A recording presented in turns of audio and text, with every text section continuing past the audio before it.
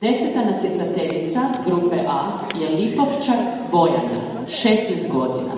Izvodi varijaciju Vile Jorgovana iz baleta Trnoružica Petra Ilića Čajkovskog u koreografiji Vaclava Orljekovskog. Mentorica Ljiljana Gozdenović.